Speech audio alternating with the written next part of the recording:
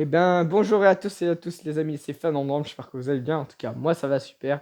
Et aujourd'hui pour ma première vidéo, je vais vous parler de mon opération des dents de sagesse qui s'est passée le jeudi 3 juillet. À l'heure où je tourne cette vidéo, ça fait quasi une semaine, donc techniquement je vais largement mieux. Mais c'est vrai qu'il y a eu des trucs qui s'est passé entre temps. C'est parti.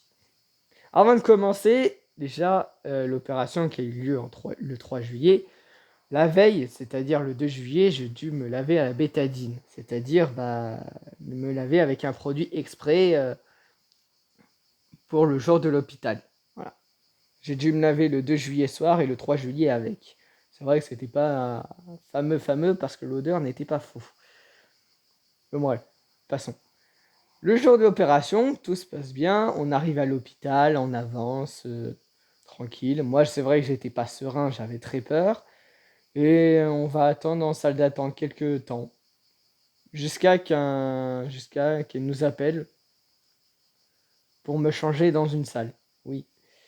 Oui, parce que je devais me changer, parce que lors de l'opération, on doit se mettre en tenue. Et je me suis donc changé dans une chambre. Le changement a eu lieu au bout de 5 minutes, mais on a dû attendre 1h50 avant que l'opération puisse commencer, parce que oui, il fallait que le brancardier m'emmène jusqu'à la table d'opération. Et ouais, sinon ça serait pas... Ça serait magique, on serait en claquement de doigts, on serait déjà opéré. Et non. Et du coup, j'ai dû attendre un peu longtemps. Ce qui a été les minutes les plus longues de ma vie, faut se le dire.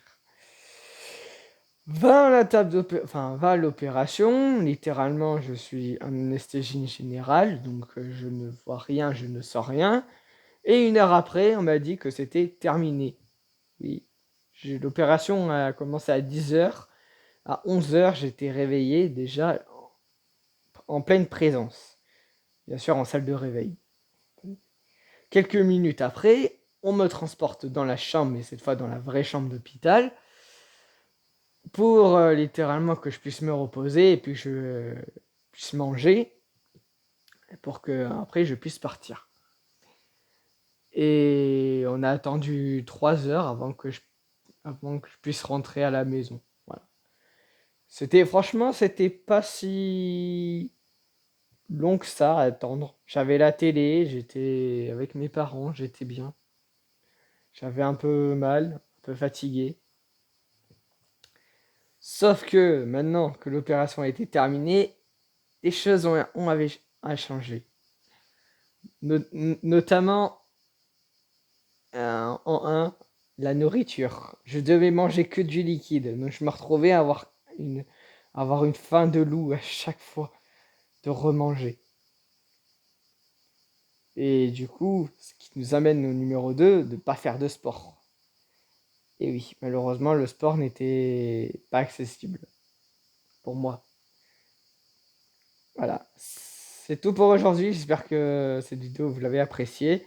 En tout cas, j'espère que vous allez bien la liker et bien la commenter. Je vous fais des bisous.